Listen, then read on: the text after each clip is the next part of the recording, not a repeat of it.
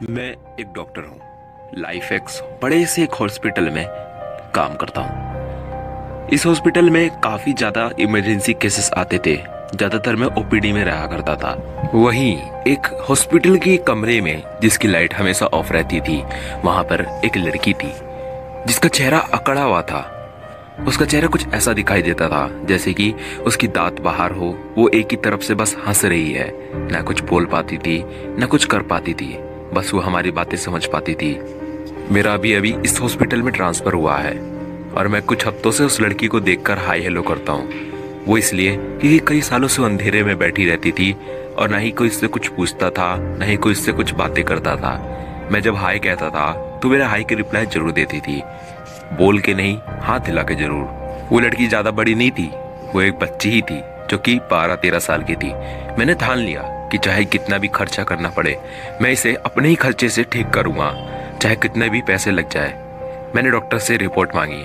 Report में मुझे ये दिखा कि उसके चेहरे के कई नस ब्लॉक हो चुके हैं और टिश्यूज अपनी जगह से हिल चुके हैं। मैंने ठानी कि चाहे कितना भी खर्चा लगे, चाहे कितना भी बड़ा ऑपरेशन हो, मैं इसे ठीक जरूर करूंगा। मैंने कुछ डॉक्टर की टीम बुलाई और उसका ऑपरेशन करना शुरू कर दिया। लगभग 72 घंटे का बड़ा ऑपरेशन चला। तब जाकर उस लड़की का चेहरा कुछ देखने लायक था। वो लड़की थोड़ा बहुत तो मूवमेंट कर ही रही थी और बोल भी पा रही थी। मुझे उसे ऐसा देखकर मुझे अंदर से बहुत खुशी महसूस हुई। डॉक्टर होने के कारण मैंने उसको ये सलाह दिया कि तुम कुछ हफ्ते इसी हॉस्पिटल में रहोगी और रेस्ट करोगी। एक दिन मैं अपने घर में सो रहा था, रात के 12 बज रहे थे, तभी मेरा फोन बजा। हेलो डॉक्टर, आप जल्दी से हॉस्पिटल आ जाइए। हॉस्पिटल में आग लग चुकी है, काफी पेशेंट घायल हो चुके हैं और उनको नई हॉस्पिटल में ट्रांसफर किया जा रहा है। इतना सुनने के बाद मैं हॉस्पिटल गया। हॉस्पिटल में मैंने ये देखा, फायर फाइटर्स की टीम कुछ डेड बॉडीज और हॉस्पिटल में लगी भयंकर आग को भी बुझा रही थी। मैं ये सोचा कि उस बच्चे का क्या हुआ होगा जो उस हॉस्पिटल के अंदर है। मैं फायर फाइटर्स की टीम्स को लेके उस हॉस्पिटल के अंदर जैसे तैसे चला गया। मैंने ये देखा उस लड़की का चेहरा, उसका पूरा शरीर बुरी तरीके से जल चुका है। उसे जल्दी से नए हॉस्पिटल में ट्रांसफर किया गया। वहां पर उसका ऑपरेशन चला, पर अफसोस की बात ये थी, लंबे ऑपरेशन के बाद वो बच नहीं पाई। ये सुनने के बाद मुझे ऐसा लगा कि मेरे पैरों तले जमीन खिसक गई। इस बात को बीते हुए लगभग 1 साल हो चुका था। मैं अपने न्यू हॉस्पिटल की लिफ्ट में था। न्यू हॉस्पिटल की लिफ्ट का जैसे ही 2nd फ्लोर पे दरवाजा खुला, मुझे वही लड़की दिखाई दी। इस बार वो लड़की चल के मेरे पास आई। 2 मिनट के लिए ऐसा लगा कि मेरा शरीर सुन्न पड़ गया।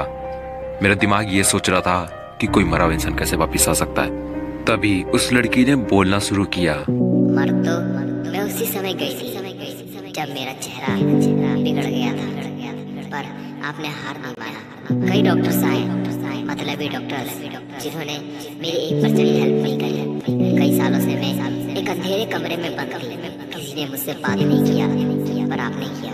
आपका शुक्रिया।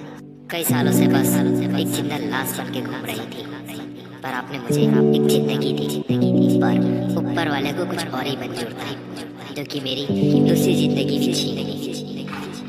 इतना कहने के बाद वो लड़की वहां से चली गई। अब मछली नहीं उड़ती। दोस्तों, बहुत पुरानी बात है। उन दिनों मछलियां तैरने के साथ साथ उड़ भी सकती थी।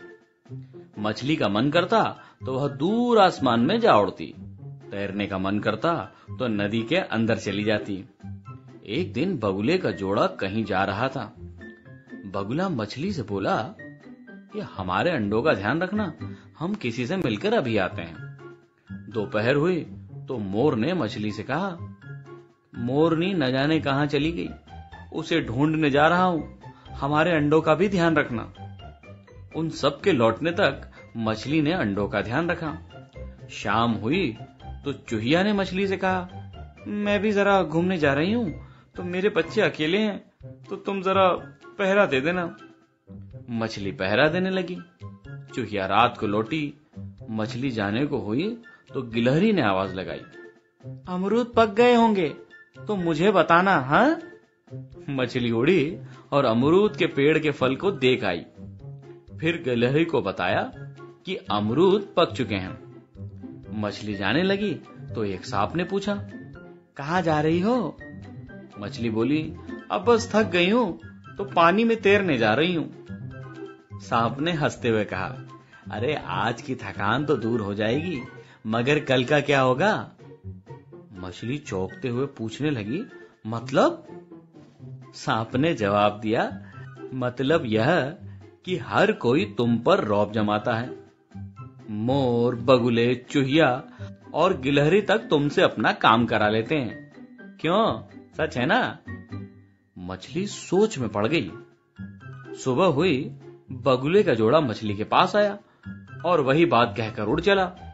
मछली को सांप की बात याद आई। उसने मुंह बनाया, मैं नदी में तैरने जा रही हूँ, शाम तक बाहर नहीं आऊंगी। हाँ, बस फिर क्या था, सांप को इसी पल का इंतजार था।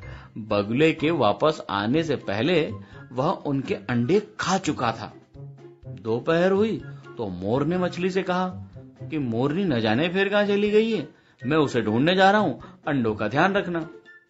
मछली ने मोर की बात को अनसुना कर दिया। वह घने पेड़ में पीछे आराम करने लगी। सांप ने फिर मोरनी के अंडों को भी चट कर डाला। शाम हुई तो चूहिया ने मछली को बुलाया और रोज की तरह वह टहलने चली गई। मछली उड़ी और आसमान में गायब हो गई। अब सांप चूहिया के बच्चों को भी निगल गया। अब रात हुई तो गिलहरी ने मछली से कहा कि अमरूद पक गए हैं, मैं भी कुछ अमरूद खा आती हूं, मेरे बच्चों का ध्यान रखना। गिलहरी के जाते ही मछली ने नदी में गोता लगाया। वह तैरती हुई नदी के दूसरे तट पर जा पहुंची। सांप ने गिलहरी के बच्चों को भी अपना निवाला बना लिया। सुबह हुई तो सभी ने मछली को घेर लिया। बगुला जो था वो आग बबूला होकर चिल्लाया, मेरे अंडे कहाँ हैं? हाँ, कहाँ हैं मेरे अंडे? चूहिया और गिलहरी ने अपने बच्चों के बारे में पूछा। मछली ने जवाब दिया, मुझे क्या पता। बगुले को गुस्सा आ गया। उसने मछली को दबोच लिया और मछली ने डरते डरते सारा किस्सा सुनाया। किस्सा सुनकर चूहिया बोली कि एक सांप की बातों में आकर तुमने हमारा भरोसा तोड़ा है, मैं तुम्हें उड़ने लायक नहीं छोड़ूंगी। चूहिया ने मछली के पंख कुतर डाले। गिलहरी ने कहा कि आज से तुम उड़ नहीं पाओगी। मछली नदी में जा छिपी। बगुला बोला, कहां जाती हो? मैं तुम्हें पानी में भी नहीं छोड़ूंगा। बस तभी से बगुला मछली की ताक में रहता है। वही मछली अब उड़ नहीं पाती है। देखा दोस्तों, कहानी अंत में थोड़ा इमोशनल कर गई है, लेकिन सच तो यही है, या तो आप कोई जिम्मेदारी ले ही ना, और अगर आपने जिम्मेदारी ले ली है तो उसे निभाना आपका कर्तव्य बनता है, उससे आप पीछे नहीं हट सकते हैं। तो बस अपनी लाइफ में आने वाली जिम्मेदारियों को ऐसे निभाते रहें, और अगर जिम्मेदारी निभाने में कष्ट हो रहा है तो अपने बड़ों की मदद भी ले लीजिए, समझे?